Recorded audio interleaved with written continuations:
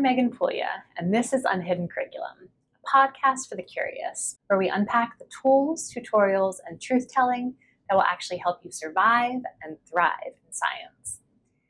Have you ever found yourself wondering, am I pissing off my PI just for asking a question, or taking a sick day, or admitting that you didn't understand something? You're not alone, and it might not be about you at all. In this episode, we're talking lab culture, communication, and why your PI is probably more human than you think. When you're thinking about joining a lab, you're probably focused on what techniques you'll learn or what publications you might get to co-author.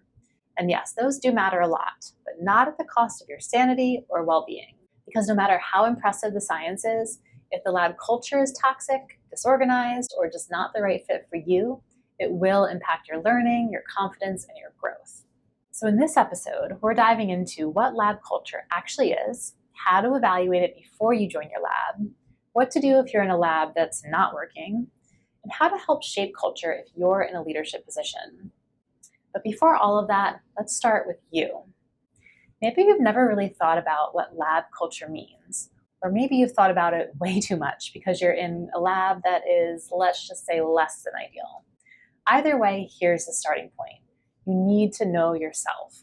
What do you actually need to feel both challenged and supported while you learn? How do you handle feedback? Do you thrive with clear structure, or do you want a little bit more room to explore? For one person, a hands-on approach feels like great support. For someone else, that same approach could feel like micromanagement. Some people love busy, collaborative spaces. Others need calm and predictability to focus.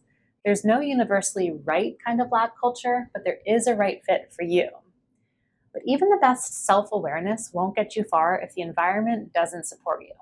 And much of that environment comes down to the people, especially your PI or principal investigator. This is the leader of your lab. So what is the number one thing you need to understand about your PI? It's that your PI is human. That might sound obvious, but it's easy to forget. First, it means they're not a mind reader.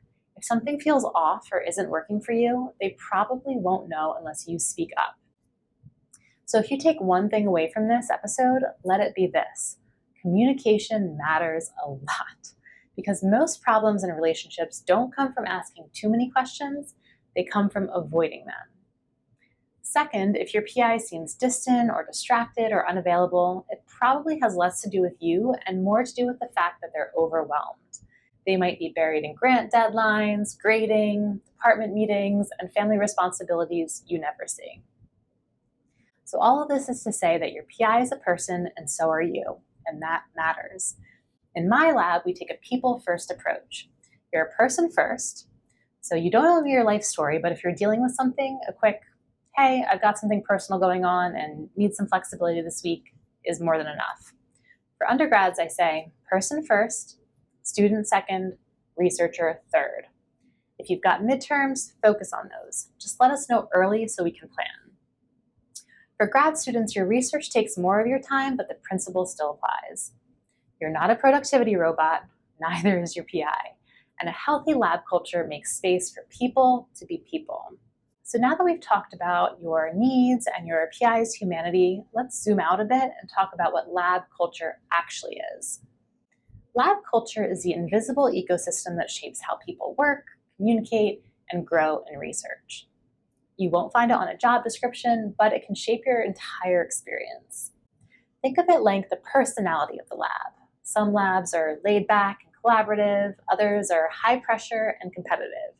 Some have clear expectations and strong mentorship, and others are more like academic Hunger Games.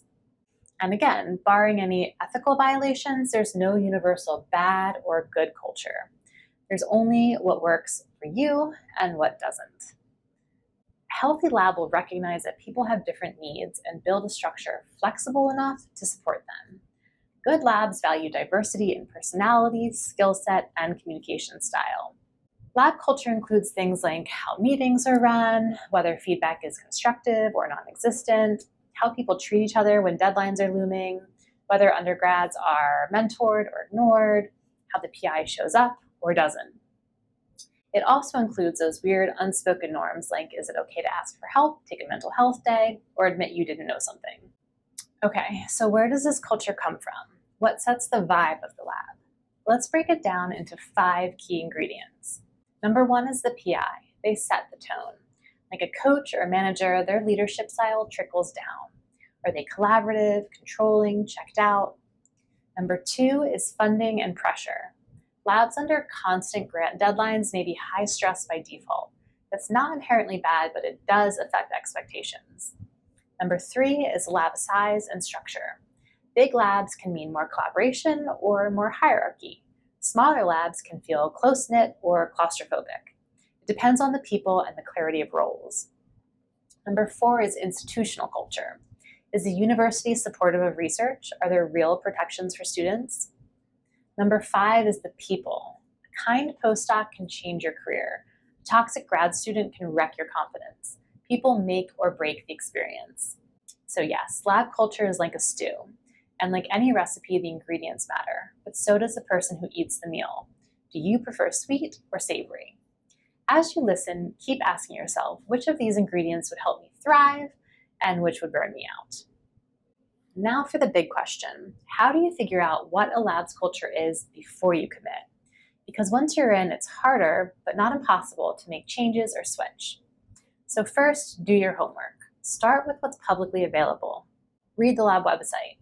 What do they emphasize? Are trainees listed by name? Check out their papers. Are students co-authors? Are projects collaborative? Are successes celebrated? Look for patterns, not just one-offs. And second, ask people who have been there. Talk to current or former lab members, ideally more than one and at different levels. You want to ask questions like what it's like to work in this lab. How are you mentored and by whom? What happens when someone makes a mistake? Do people feel comfortable asking for help? And what should I expect to learn from my time in the lab? The way people answer and what they don't say tells you a lot, so be sure to read between the lines. You're not just interviewing for a position, you're interviewing the lab too. And as you ask those questions, keep your values front and center. You're not just choosing a lab, you're choosing a space where you'll spend hours, weeks, or maybe even years of your life. Make it one that aligns with who you are and what you want. Here are some signs to look out for, both red flags and green lights. Red flags are things like isolation, high turnover, no mentoring, and burnout. Green lights are things like clear communications, shared successes, and people who show up for each other. And trust your gut. If something feels off, it probably is. Okay, but what if you're already in a lab and it's just not a great fit? First of all, you're not alone. Plenty of people end up in labs that aren't quite right. Maybe the science is great, but the mentorship is lacking. Maybe the people are nice, but the expectations are unclear. Maybe the culture is just meh. You do have options, even if it doesn't feel like it. This is where self-knowledge helps most. You may not be able to change the whole system, but you can start by protecting your own boundaries and building small pockets of the culture you need. Can you build a microculture with your peers? Form a journal club, a writing group, an accountability system. Set boundaries and expectations with your collaborators and peers. Be the person who offers support or gives credit freely. These small shifts can ripple out. And remember, it's okay to leave. It's okay to switch labs. People do it all the time. Do it professionally, but don't stay somewhere toxic just out of fear. If you're a postdoc, grad student, or PI shaping lab culture, here's my pitch. Be intentional. The best labs aren't perfect, they're aware. They listen, they reflect, they evolve. If you've been in my lab for a while, you know we're currently on Lab Revamp 4.0. That's not a joke, it's thanks to your feedback, and I want it to keep coming. Because the goal isn't to get it right once, the goal is to keep getting better. So if you're wondering where to start, here are a few quick but powerful principles. Number 1, set your values early and revisit them. Write them down, post them, talk about them, make them part of how you operate, not just a poster on the wall. Next, model what you want to see. Curiosity, kindness, accountability, work-life balance, whatever you hope your lab embodies, show it in your own behavior first. Make feedback a two-way street. Ask your mentees what's working and what's not, and really listen. You won't be able to act on everything, but if you explain your decisions and show you're taking their input seriously, that alone builds trust. Next, don't assume silence means satisfaction. People won't always tell you when something's off, especially if you're in a position of power. Even if you think you're approachable, they might still find you intimidating. That's not personal, it's just power dynamics. So create other ways for people to speak up. Things like peer mentors, anonymous feedback forums, and regular check-ins that are not tied to performance reviews. Build the scaffolding for honest dialogue, because good science depends on it. Next, normalize not knowing. Science is about questions, not performances. Let people see you wrestle with uncertainty. Here's the big picture. Culture isn't fixed, it's created. Every lab is a living system. The question is, what kind are you growing? So what did we cover today? Lab culture is real and powerful.